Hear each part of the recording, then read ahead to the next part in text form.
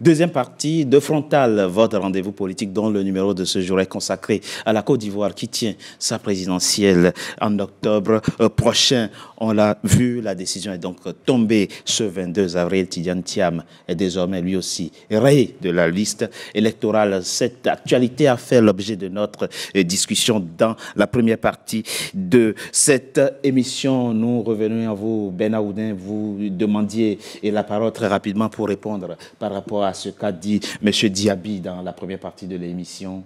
C'est pas ce qu'a dit M. Diaby, c'est la situation réelle, en particulier de M. Ouattara. J'ai écrit un livre il y a 10 ans qui s'appelait « Les Ouattara, une imposture ivoirienne ». J'ai travaillé à fond sur le dossier de M. Ouattara pendant des mois et des mois. Et ce que je peux dire aujourd'hui, c'est qu'il y a une personne au monde qui a toujours dit, jusqu'au moment où il a voulu prendre des positions politiques en Côte d'Ivoire, qui a toujours dit, de son adolescence jusqu'à ce moment-là, qu'il était voltaïque ou burkinabé, c'est M. Ouattara lui-même. Ouais. Tous les actes qu'il a posés pour aller aux États-Unis comme étudiant, avoir son service militaire en Haute-Volta, d'acheter un immeuble dans Abidjan que je connais bien parce que c'est un immeuble qu'avait construit mon père, qui s'appelle Le Signal. Il est allé chez un notaire en 1984, il a sorti son passeport voltaïque, j'ai la copie de l'acte de vente. Et tous les éléments, il est allé au FMI, le FMI a dit « Monsieur Ouattara, de nationalité burkinabé ». Mais c'est donc nulle part. Vous êtes ivoirien, non? Oui, non mais il peut devenir ivoirien. Non.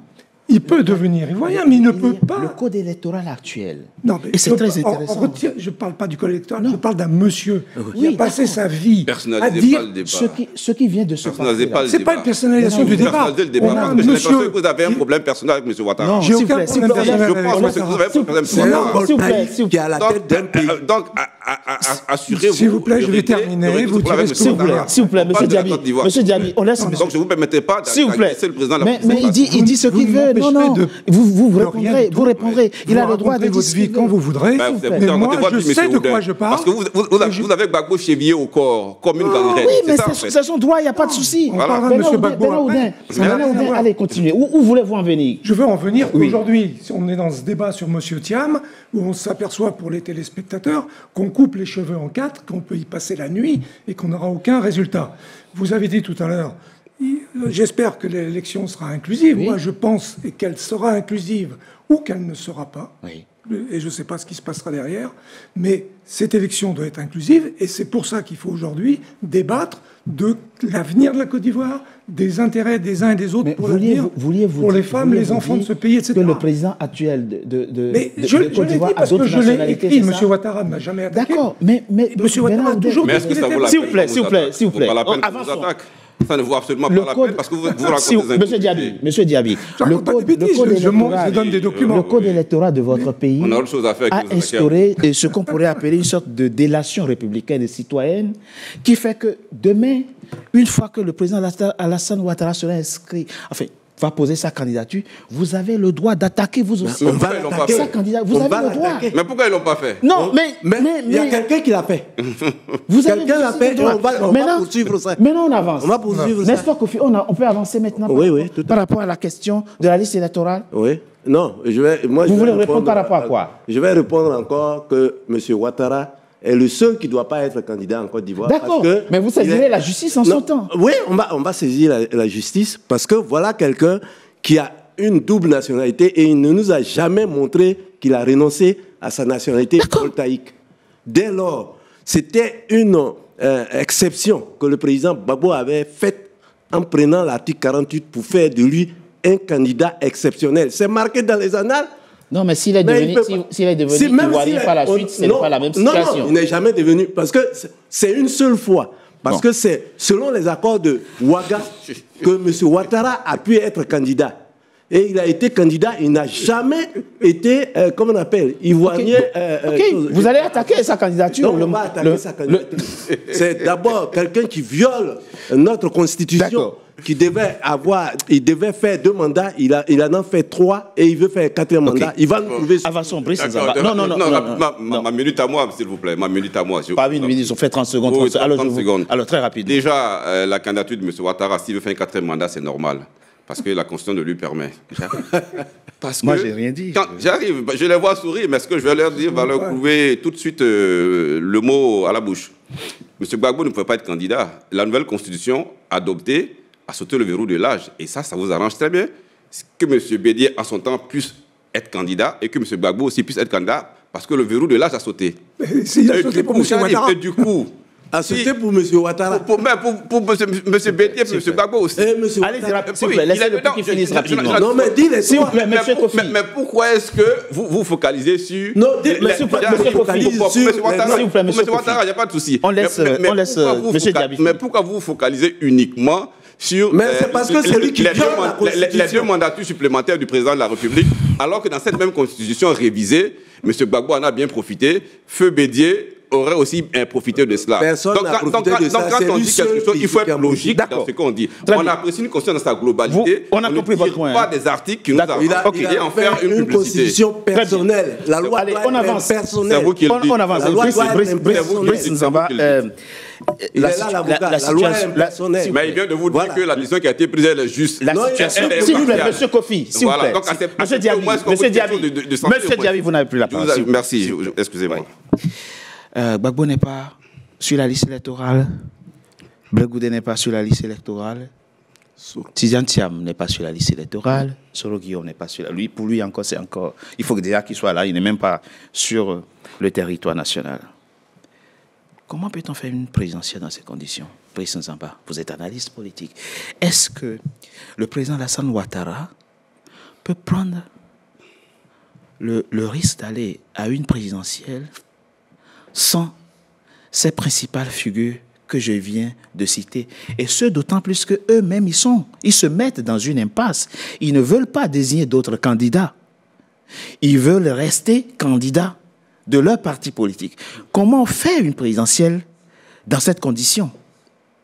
Oui, alors, ce qu'il faut dire, c'est que la Côte d'Ivoire est entrée dans une phase, je dirais, très, très délicate. C'est le moins qu'on puisse dire. Parce que quand on fait une élection, on va, en fait, demander au peuple de vous déléguer sa souveraineté. Oui. Voilà. C'est-à-dire que pour cela, il faut qu'il y ait une participation la plus large des populations et donc de tous les candidats qui incarnent en tout cas des pans importants de cette souveraineté-là, puisque le peuple exprime son choix quand déjà il y a un pluralisme de candidats et quand toutes les opinions et toutes les visions politiques sont présentes dans la compétition.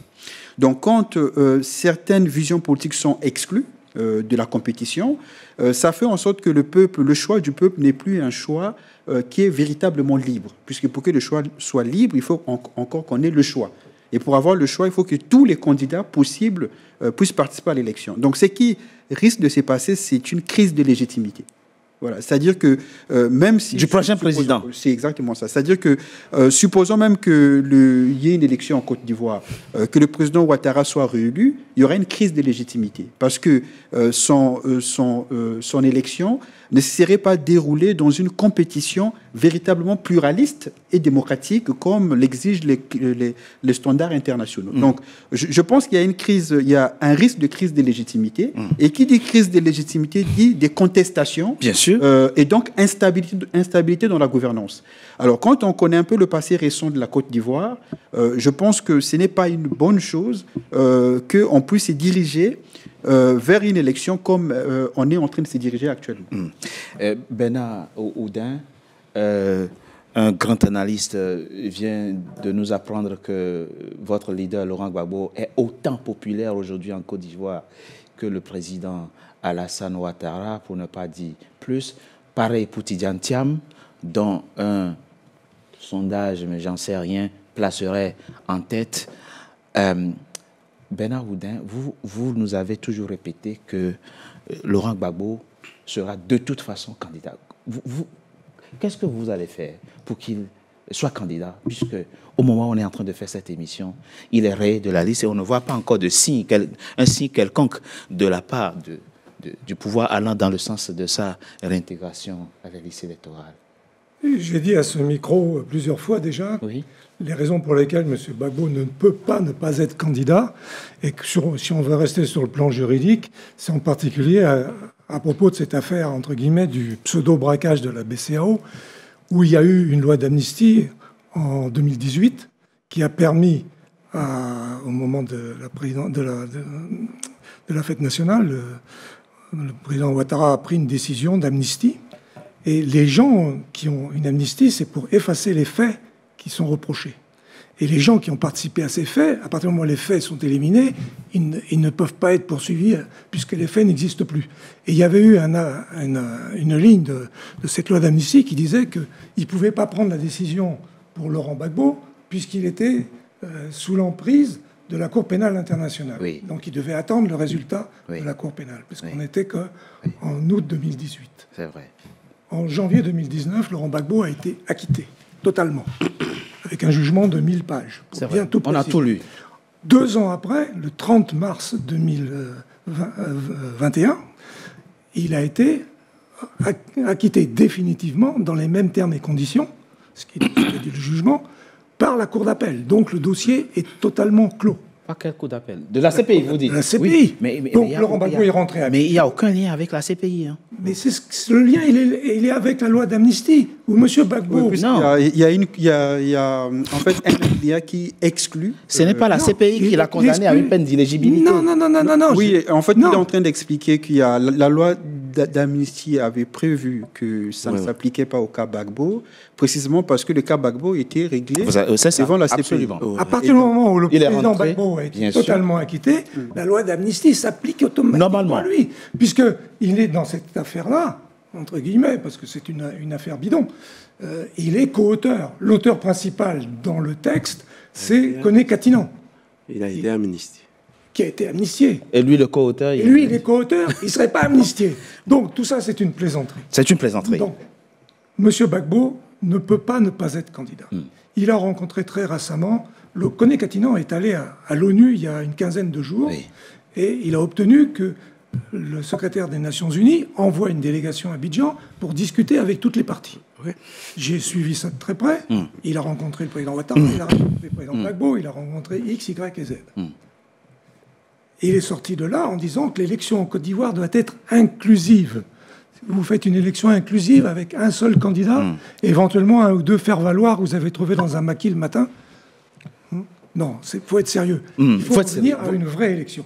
Je vous dis, aujourd'hui, nous ne sommes qu'en avril, il y a tout le temps pour régler ces problèmes-là, parce qu'il faut, au-delà de l'inscription sur la liste, il faut savoir de qui est sur cette liste. Absolument, et on en parlera tout à l'heure. On en parlera justement tout à l'heure. Avant que je vous donne la parole, avant que je vous donne. Il faut qu'on finisse. On va avancer. Monsieur Diaby, à chaque fois que j'ai reçu un représentant RHTP dans mon émission, il me dit que la Côte d'Ivoire est un état de droit et que le pouvoir actuel, tout comme le RHTP, sont respectueux des décisions de justice. D'accord.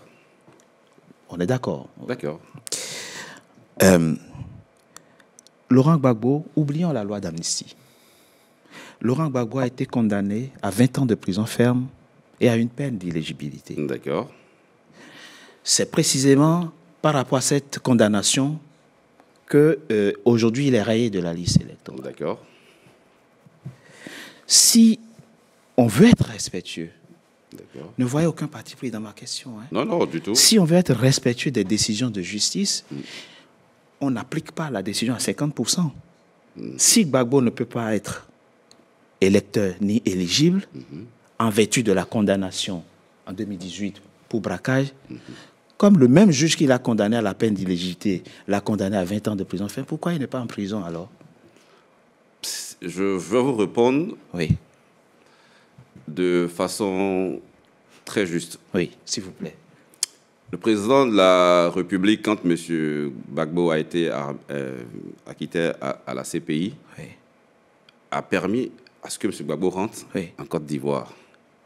Et vraiment de façon très libre, absolument. parce que c'est un Ivoirien, c'est un ancien chef d'État. Ouais. Pour que la vague de réconciliation dans laquelle nous étions puisse toujours continuer à être. Bien Parce sûr. que le pays a besoin de paix et de stabilité pour y aller. OK. Cela dit. Maintenant, que M. Gbagbo ne soit pas sur la liste électorale parce qu'il a été condamné, Oui, qu'il cherche à bénéficier d'une armistice, c'est cela, il y a des mécanismes qui sont prévus. Ça, c'est le président de la République qui prend la loi, ou à l'Assemblée nationale, les députés qui représentent M. Gbagbo Laurent introduisent une demande d'armistice. Monsieur Diaby, ce n'est pas ma question. C'est pas ça ma question. Pourquoi, quand Gbagbo est rentré en Côte d'Ivoire, le juge d'application des peines ne l'a pas jeté en prison puisqu'il est condamné à 20 ans de prison ferme? Parce que quand il est arrivé, c'est ce que je vous dis, c'est dans un climat de décrispation. Il n'est pas, pas le seul. Mais oubliez alors la question d'inéligibilité. Il n'est pas le seul. Il y a Blé Goudé aussi qui est rentré. Oui. Il y a plusieurs personnes qui sont rentrées, qui ont eu des condamnations. Donc, la décrispation ne peut pas aller jusqu'à l'effacement des peines totales. Après, maintenant, l'effacement des peines, pas l'effacement des peines, c'est maintenant à l'intéressé de faire les démarches qu'il fallait pour cela. Non. Le juriste nous dit non. Non. Non, je pense qu'il y a une véritable contradiction. En fait, on ne peut pas dire A et ne pas dire B. C'est-à-dire qu'à partir du moment où il y a une condamnation, il y a la peine principale et la peine accessoire. La peine complémentaire, c'est l'inéligibilité du président Gbagbo. La peine principale, c'est la réclusion criminelle à 20 ans. À 20 ans. Bon, quand il arrive, si vous voulez appliquer la peine, elle est entière. Donc, vous allez appliquer la peine principale et la peine complémentaire. Mais si vous n'appliquez pas la peine principale, pourquoi vous appliquez la peine complémentaire? Puisqu'elle n'est complémentaire que parce qu'elle vient compléter la peine principale. Si vous estimez que la peine principale n'est pas applicable, ça veut dire que l'accessoire tombe avec la principale. C'est une question de logique, en fait.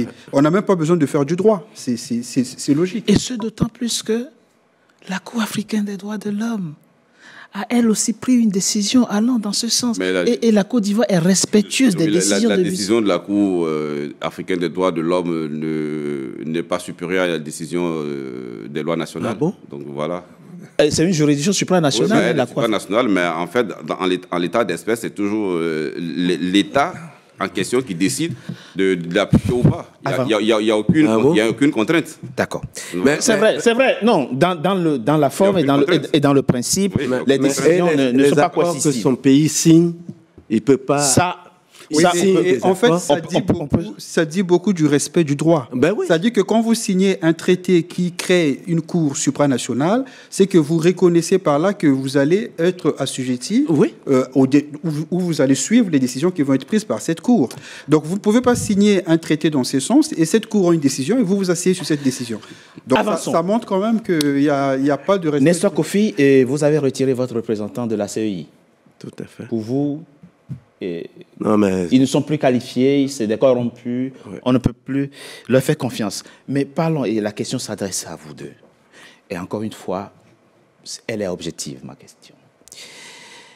En mars dernier, la Commission électorale indépendante a distribué à tous les partis politiques la liste électorale, actualisée en décembre 2024. Vous l'avez reçue, le PPACI a reçu cette liste. Tout à fait.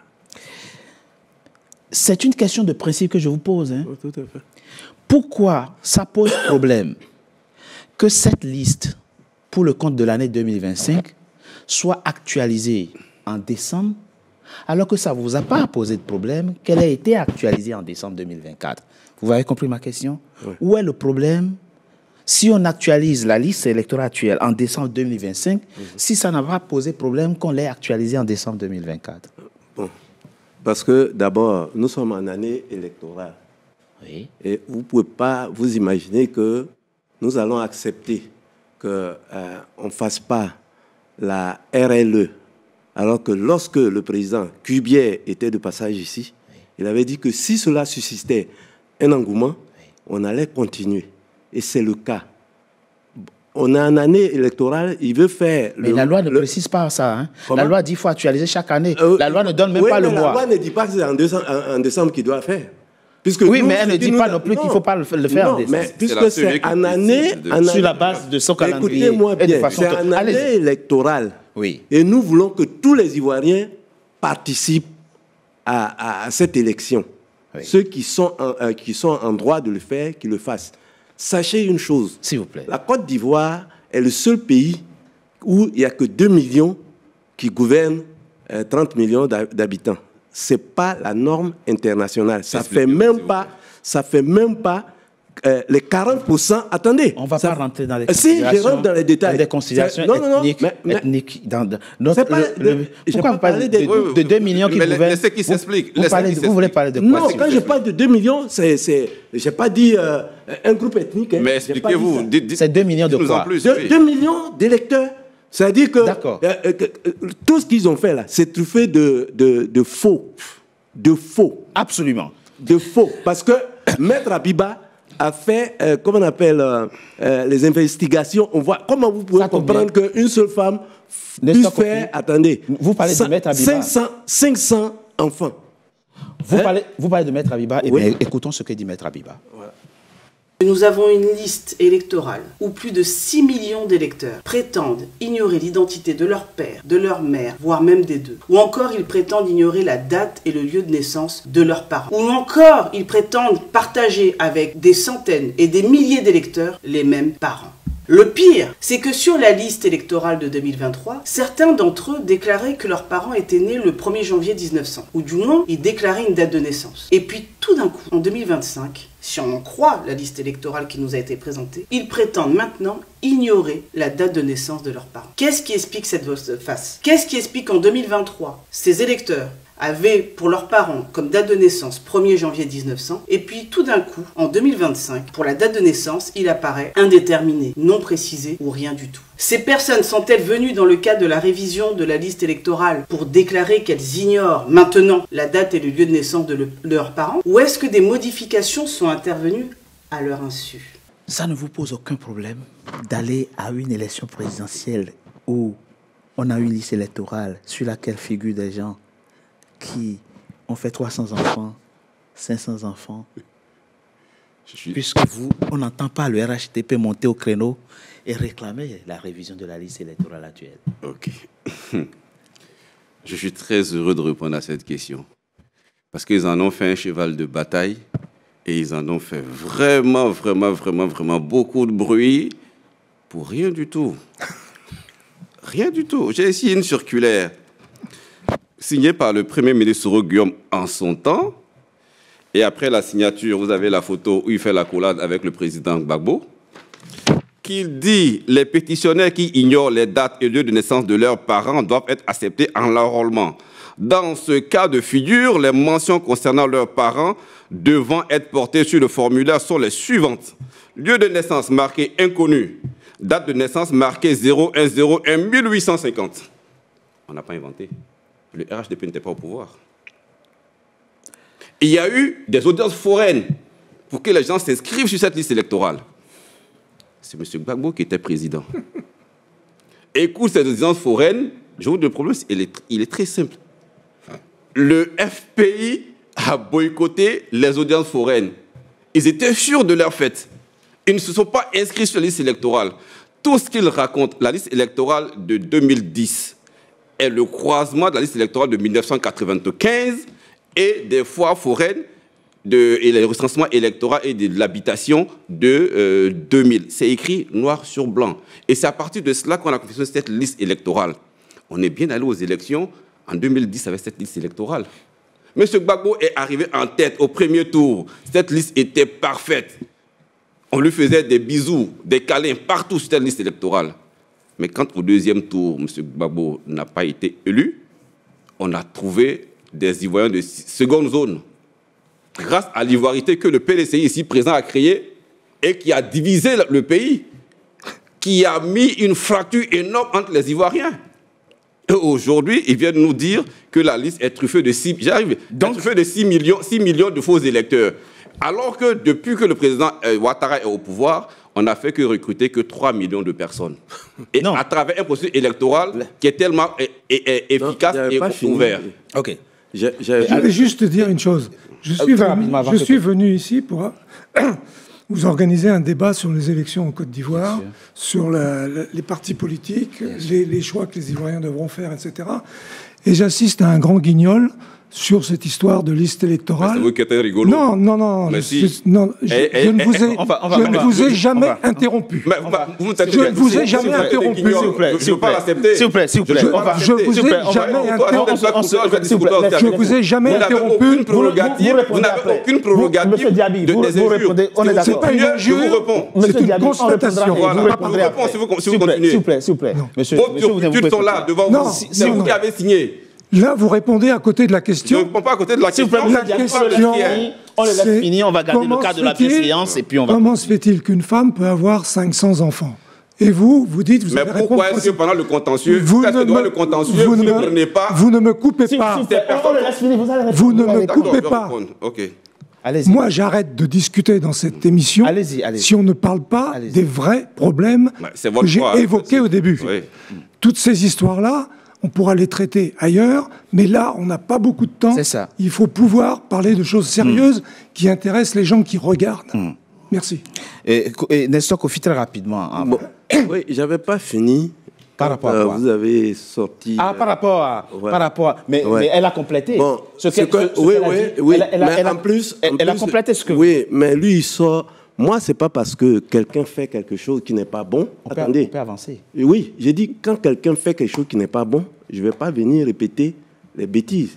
S'ils trouvent que, sous le président Gbagbo, ils ont fait ce qui n'est pas bon, pourquoi eux, ils viennent amplifier? C'est la question que je vous pose. Avant qu'on avance, on ne marque une coup de pause, Brice Nzamba. Ce qui peut être incompréhensible, mais ça, Diaby ne sera peut-être pas là, il va partir, il ne pourra pas nous répondre. On ne comprend pas pourquoi, alors que nous sommes à 6 mois de cette présidentielle, la commission électorale exclut toute révision de cette liste pour la faire après la présidentielle. Oui. C'est-à-dire que vous avez là 6 mois pour faire une révision, puisque apparemment c'est en juin que la liste doit être purifiée de toutes les irrégularités. Les etc. autres fois, pas 2 fois. Et si on suit le calendrier électoral actuel, dans l'hypothèse d'un second tour, on sera en novembre pour le second tour. Et peut-être le président prêtera serment au début décembre. Pourquoi la commission électorale, est-ce que vous comprenez ce qui est en jeu?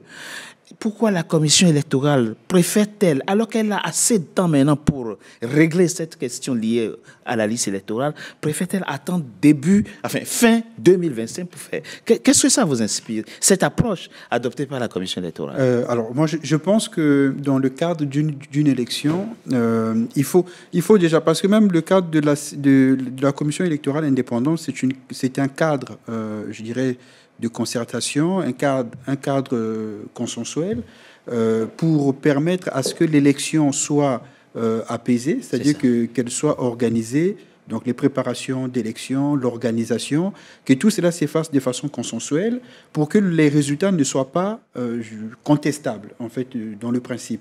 Donc, à partir du moment où la liste électorale fait l'objet de rejet, de contestation, de doutes. Il y a des doutes quand même sur des éléments qui sont objectifs. Hein. C'est pas des doutes sur des éléments qui sont un peu imaginaires, parce que même dans la circulaire qui nous a été mentionnée, bon, c'est un point où on dit que ceux qui ne peuvent pas justifier de leur lieu de naissance sont mais inconnus, etc. Mais quand on a quand même des faits qui sont graves, où il y a 500 enfants, 300, c'est quand même des faits graves, ça gonfle les chiffres, en tout cas il y a des doutes. Hein. Et donc je pense que toutes les parties ont à y gagner, parce que même le président Ouattara, il y gagne, parce qu'il va montrer qu'il n'a pas peur de pouvoir revoir la liste, parce qu'il est sûr de lui-même, parce qu'il a un bilan économique qui parle pour lui, en tout cas selon lui. Donc il est confiant du vote des Ivoiriens, donc il n'a rien à craindre. Donc c'est même, je pense que c'est dans son intérêt de pouvoir participer à cette révision de la liste électorale. Je propose qu'on marque une courte pause, vous aurez le temps.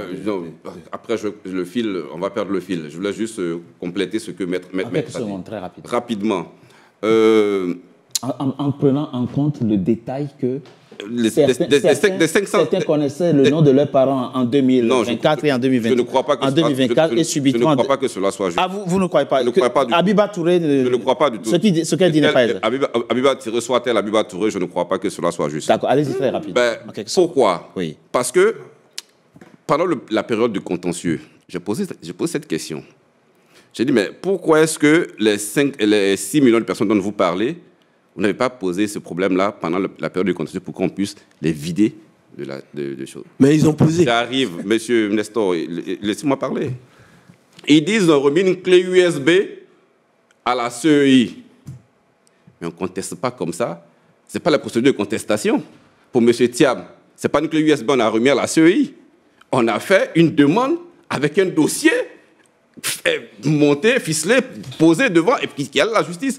Mais si vous soupçonnez une femme d'avoir 500 enfants, et que le nom de ces électeurs-là, vous les connaissez, si vous savez les localités dans lesquelles ces personnes sont inscrites, mais vous prenez ces documents-là, vous allez dans ces localités-là et vous portez plainte contre ces personnes pour qu'on les radie. Vous ne le faites pas et vous venez vous asseoir sur les chaînes. Merci, M. Diaby. Parce qu'on ne vous conteste pas, vous venez vous dire ce que vous voulez et quand il y a une contradiction, vous commencez à vous énerver, à insulter les gens. Merci. Ce n'est pas possible. Merci, M. Diaby. Soyons honnêtes. Merci pour cette réponse. Merci pour cette réponse. La Côte d'Ivoire ne vous appartient pas. Je propose qu'on marque une courte pause. On se retrouve dans quelques instants pour la troisième et dernière partie de notre émission. À tout de suite.